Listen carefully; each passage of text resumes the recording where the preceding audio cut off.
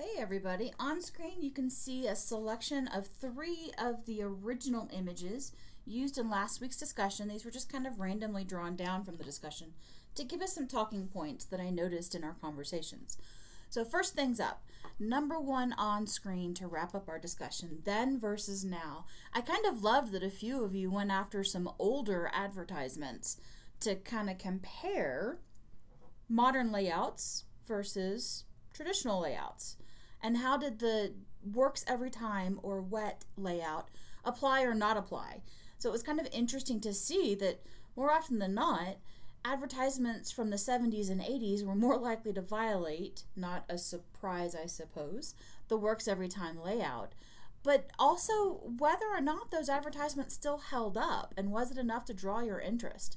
So it was kind of an interesting theme that emerged from the conversations. The other thing that I saw arise was the idea of simple versus complex, and when something was more complex. And obviously the older advertisements would fall under the complex categories, but there was also the advertisement that Victoria shared that was a more modern ad, but simply put was very complex. Many of you expressed how it was a very disgusting image, and you might have been tempted just to look past it. Like it might have caught your attention, but then you would keep going and not have paid that much attention to it. But then that leads us into number 3 on the screen, subtle versus overt cues. And this gets back at the skeleton in the shape of a gun, which many of us perhaps did not necessarily notice because that was a very subtle cue. But then I believe another student in the class even pointed out the use of black in the background for that particular advertisement and the black alignment or psychology of color with death and how that contributed to the overall layout of the ad.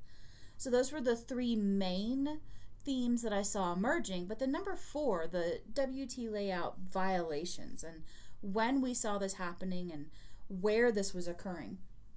So I know that Tammy put in both her analysis, but then she followed that up with one of the themes or one of the templates often used by UW marketing to create different flyers. And it was very interesting to note how the UW template did fairly well follow the WT layout. But then if you looked at other popular resources, and I've noticed this because I'm a big fan of canva.com and I use it to create things quite often, but how often the templates provided to us violate the WET layout. So it's kind of an interesting observation that has emerged. One of the things I've noticed is there's plenty of literature to support this as well. Novice designers often follow templates and guidelines like the works every time layout as much as they can. They try not to violate these layouts because we're learning the idea of design. As we shift more into becoming the advanced or expert designer, and there's research about the whole novice to expert phenomenon. You can look at Dreyfus and Dreyfus 1980 if you're curious for how that kind of got started. But as we move into competency and developing that competency and becoming an expert designer, we're less likely to follow those guidelines and go with a more intuitive decision for layout.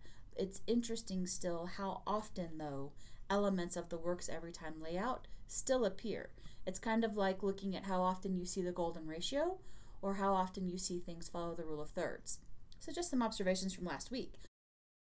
Not directly related to the actual discussion, I wanted to bring up 2 topics or tips that might help with our weekly discussions. And that is the difference between attaching some of your markups in sketching when we're talking about how do you compare or identify issues with a particular layout. And I know that it's easier to attach than embed, and embedding hasn't been working for everyone. I want to recommend that you really do try to embed, and I know that that can be frustrating. If you're having issues with getting an image to embed, please let me know or post in the open discussion forum. There are some other classmates who have figured out a few tricks and tips and techniques to help with that. So let us help each other in making sure that we can embed instead of just attaching. The other thing I wanted to mention, I know that sometimes the system can be a little bit wonky. So if you're having issues with your posts getting kind of eaten by the LMS, by Wild Courses, before you hit submit, or you hit submit and nothing happens. One of the recommendations that's not very publicly listed, Outreach suggests that you use either Word or a text editor to draft your discussion response and then copy and paste it, so that if by chance your text gets lost in translation somehow, you still have that text to copy and paste again. Just a tip that might help. Overall, great discussion, guys. So let's take a look at this week. Use the on-screen navigation to access another section of this week's overview.